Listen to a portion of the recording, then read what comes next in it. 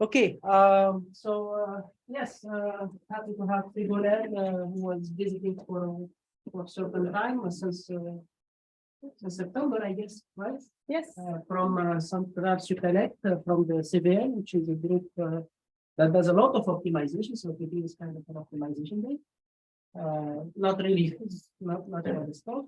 So yeah, she's a PhD student with the University of Saclay, and she will be talking about her knowledge paper this year, which I think is cool. Thank you.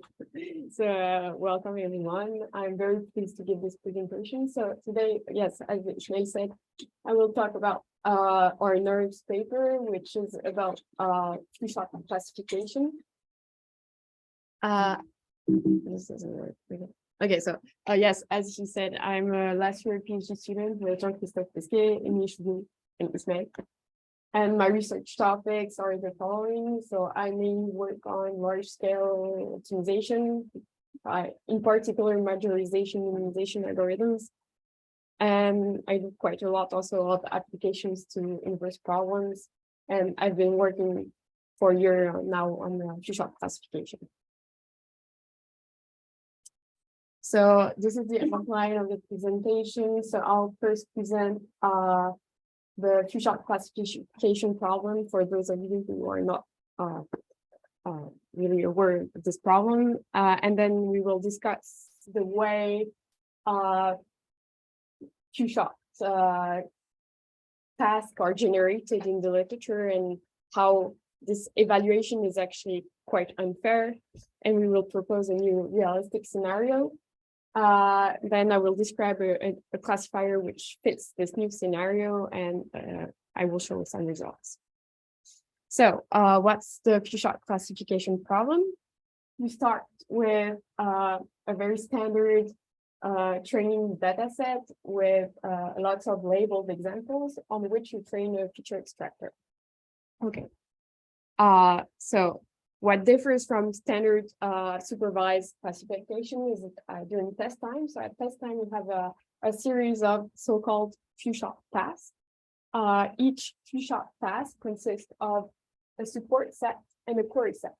All the classes you see during the test time are on classes which have not been seen during the training. This is important. It's called few-shots because your labeled support set contains very few labeled examples. So the number of labeled examples per class is called the number of shots. Here's the n shots.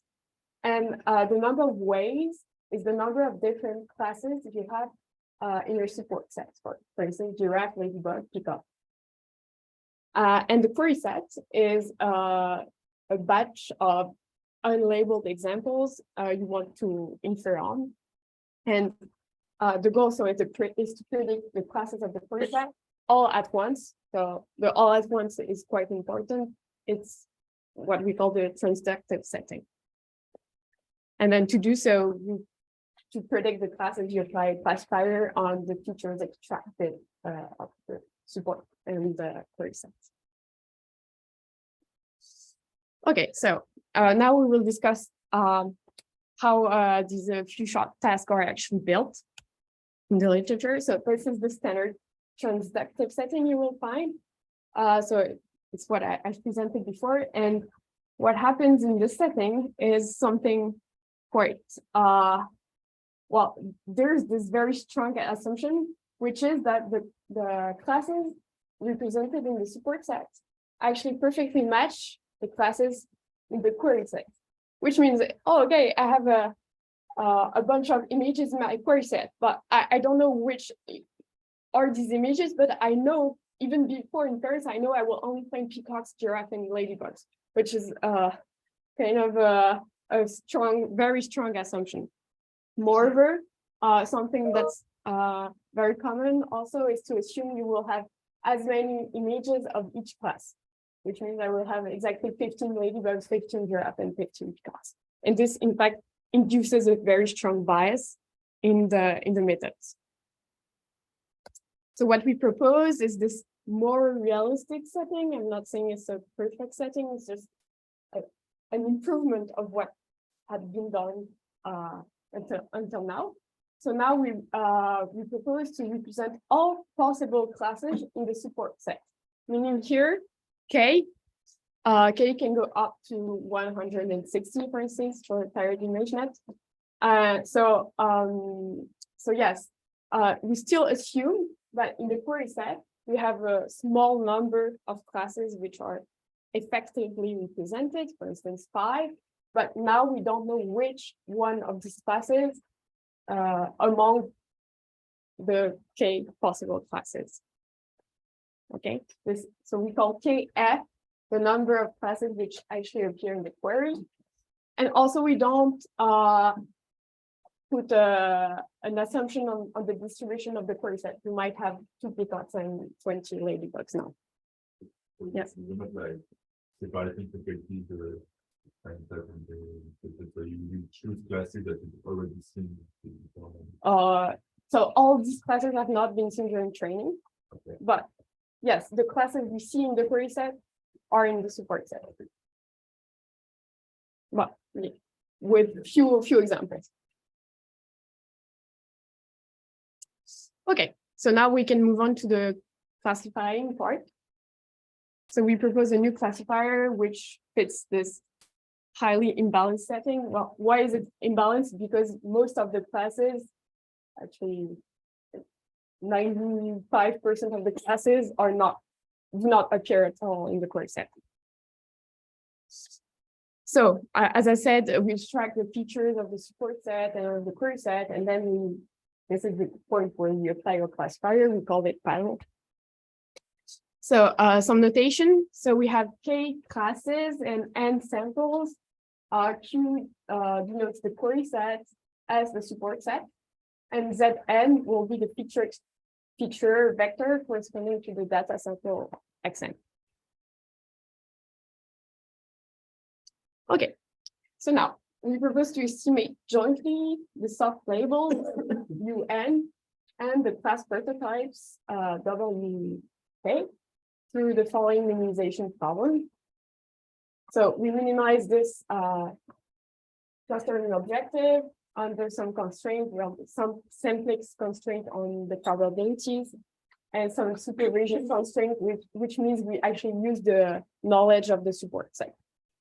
Okay, I will detail each one of the terms in the objective now, using this very basic example. So on this example, assume K equals 3, so the total number of classes is 3, so you have 3 classes, yellow, green, and red, for instance.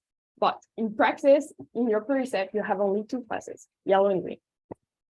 So if you only minimize the first term, so the first term is reminiscent from soft k-means, it will actually yield some strange balanced partition that looks like this. This is not what you want. Now we propose to add this partition complexity term. So it's basically an entropy on the proportion of the classes. And this term will penalize the number of different clusters.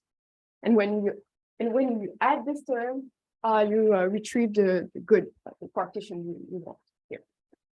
Finally, I will not go into the details much here, but we add an entropic regularization on the probabilities here. It's mainly to have closed form steps in our algorithm. Okay, so I will give a little bit more insight on this partition complexity term. Yes. U is this like the softmax of Zn or U is so U and K is the probability that Zn belongs to cluster K. okay. So it's not the softmax. Variable. Yes.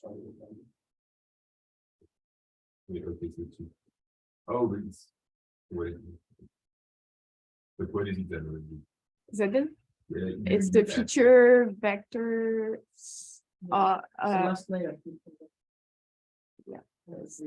Zn is the feature extracted from the neural network applying the neural network to Xn. Okay.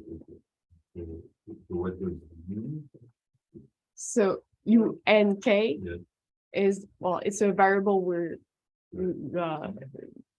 That's trying what to infer on, which is the probability that Zn belongs to cluster K. the sign is done. Okay, okay, Yeah, but this is the- oh, yeah, okay, okay, okay.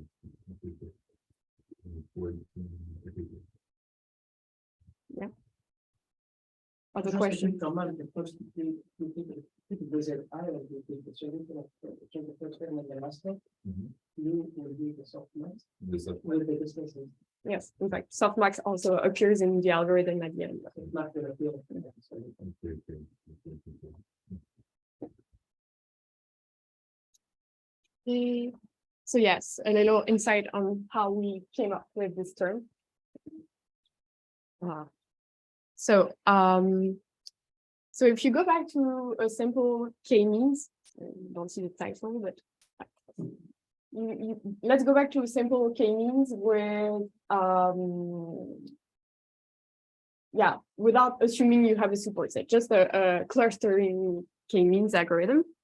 So in the k-means, you assume that the probability that of observing a feature Zn, knowing that this feature belongs to cluster K, follows this Gaussian distribution. And then if you write the negative log likelihood, you obtain this expression, which is exactly the data fit term we had in our clustering objective. Okay, so normally here you would minimize this data fit term. Okay, but on the other hand, you can rewrite the log likelihood a different way. So you use a bias rule, and you also use the assumption that the marginal class probability is a UK hat.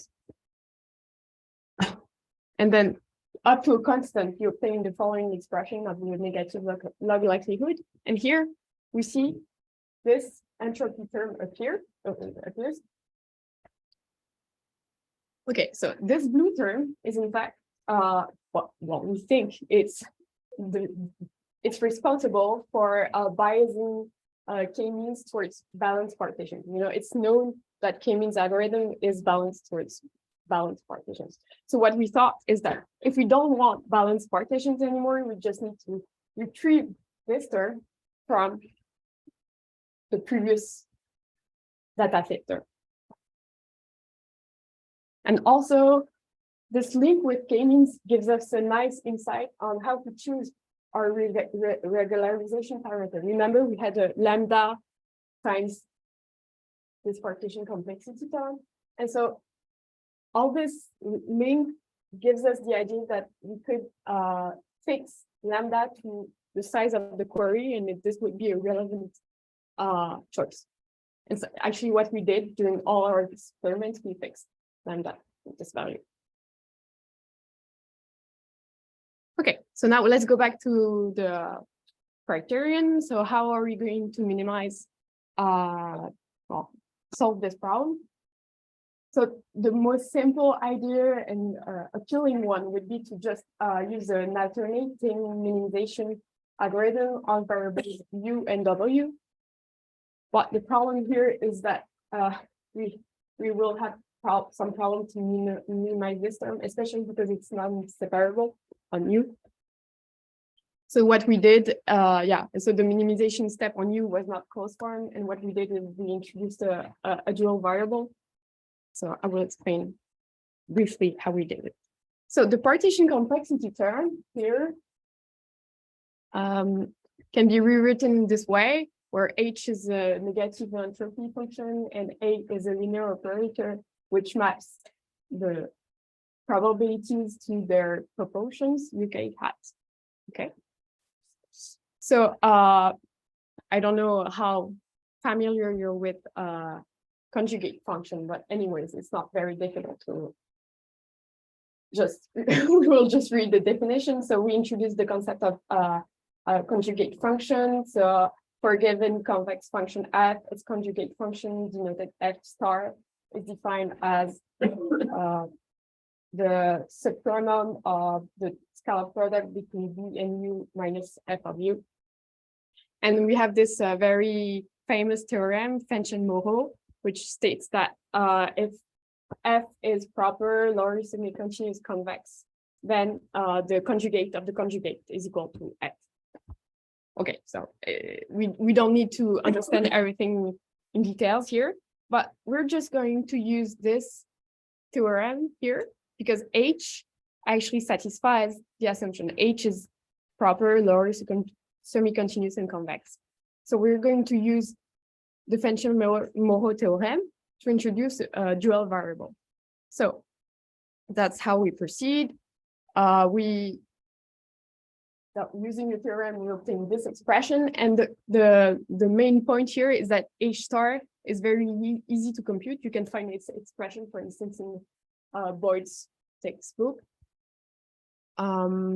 So using the expression of H star and plugging the expression back into our problem, we obtain this final minimization problem.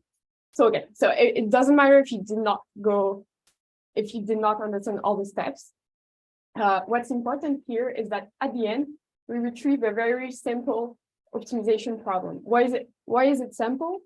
Because we used to have this partition complexity term on U, which was a non-separable, and now we only have a linear function of U.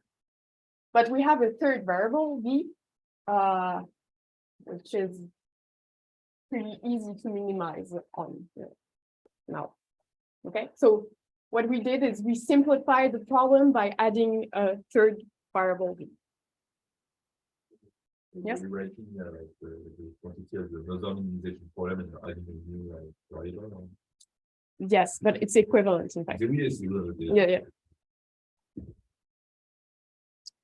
Okay, so now this problem can really easily be solved through an alternating minimization algorithm. So I will not go into the details of each step, but what's important is that now each step is correspond. We also have some convergence guarantees.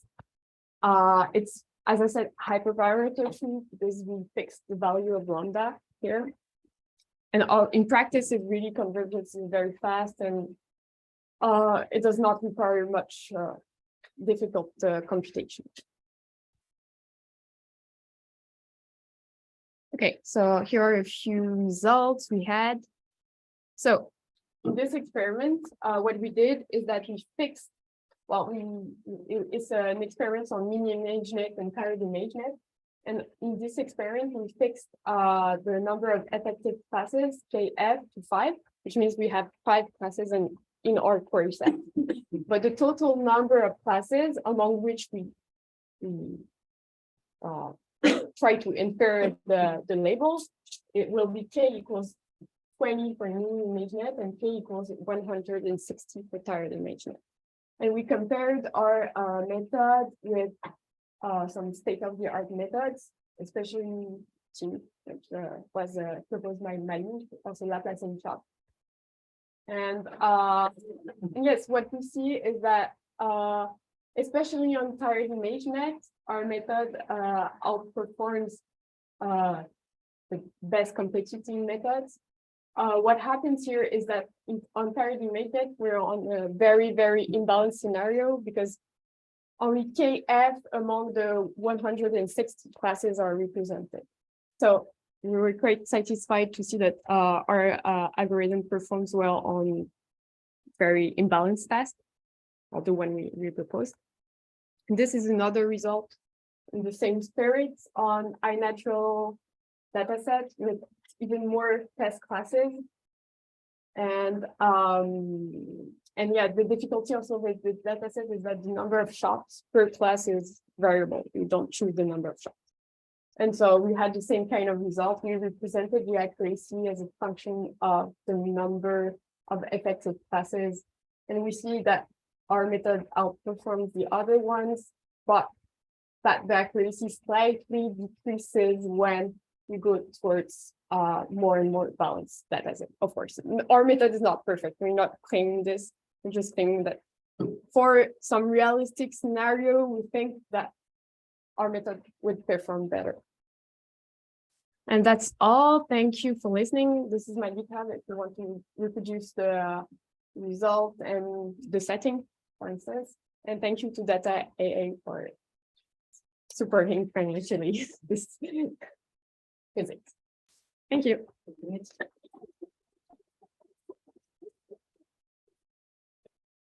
Any questions? I guess the main takeaway is nothing works in this setting. Our method is the best one. Yeah. Weak method. Yeah, I did not go through the result. We had some bit of here. Almost random. You're falling randomly in each task, the 5 classes change. So you're falling randomly 5 more 200 possible classes. Maybe a question. So basically, you're also learning an implementation in your setting. Check how much plasticity or not you have for each task in this implementation, because it's something we are interested at some point. Like, ideally, you would like to have a design regular implementation, and each task should use only a few features in your implementation. A few features, like a few components of the features. Exactly. Yeah, well, that's what we're working on. Okay. So, yeah, actually, I'm working on this, and I figured out that I figured out that only 10 out of the 500 components were actually really important. Oh, yes. but that's two different things. Like, okay, no. Is it always the same feature, or No, it's not. okay, so that's fair. From one class to another? Yeah. No, it's not. Oh, that's very nice, because some people are very excited about design segment and whole out of distribution thing, and so they said that you should use only a few feature for expected. Oh yeah, no, I think no. So the partition complexity term is related to I criteria with model complexity, which you want to Sorry? the partition complexity term, it's basically something that penalizes the number of clusters that have this problem. Oh, that's cool. It wants to have more empty clusters. Okay. So it's related to I criteria, IPC, like Oh, this I okay. Oh, I see. Oh, very nice. Thank you.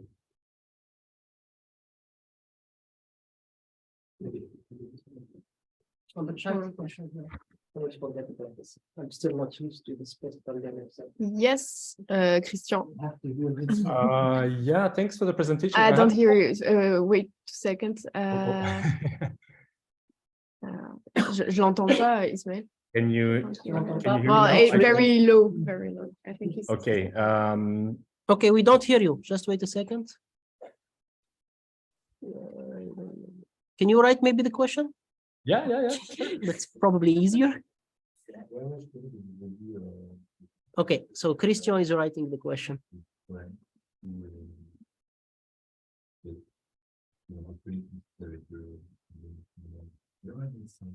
Can you go to the slide explaining the entropy term? Okay, yes. So the MDL, no, the entropy term. Ouais, mais, so there are 2 entropy. Which one? The second one or the third one?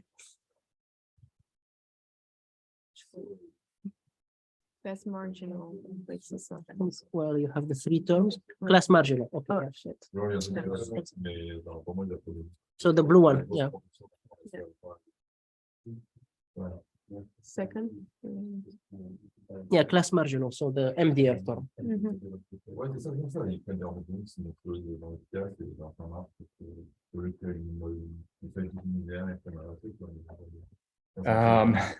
Can you hear me? It's a little bit hard to type, but maybe I think it was the next slide.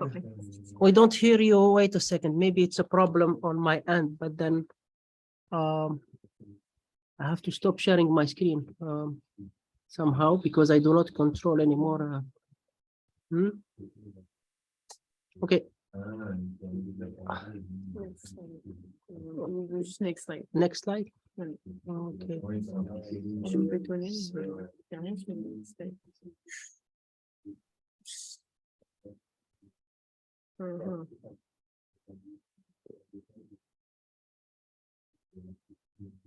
Ah, Incorrect minus sign. c'est possible. Uh, Ok, ok. I will check. Comment on enlève ça? Je yes, there is an incorrect le minus. vois pas. Oh, here, Comment here, t'arrives à here. voir? Next, next. Ça, Attends, comment on enlève? le chat. Ouais, Tu vas enlever j'arrive le pas, chat. non. Mais j'arrive pas, j'aimerais bien voir Parce le qu'il y a sign. ouais, c'est bizarre, la zoom. Mais non, là, c'est un correct sign. There should be minus sign. Ouais. Yes, No, no, no, not there. yes. T'as essayé toi là ou non? Non. Mais non, on a dit c'est une fonction convexe qui pousse vers le centre du simplex. Il faut minimiser l'entropie. Non, mais ça, c'est la régularisation anthropique, ouais. Ah, l'autre, ça, oui. Non, mais donc ça, c'est positif, hein, c'est sûr. Ouais, c'est bon, c'est bon. No, it's a correct sign here. If Ouais. if Not- that's Not what you- here, here, here.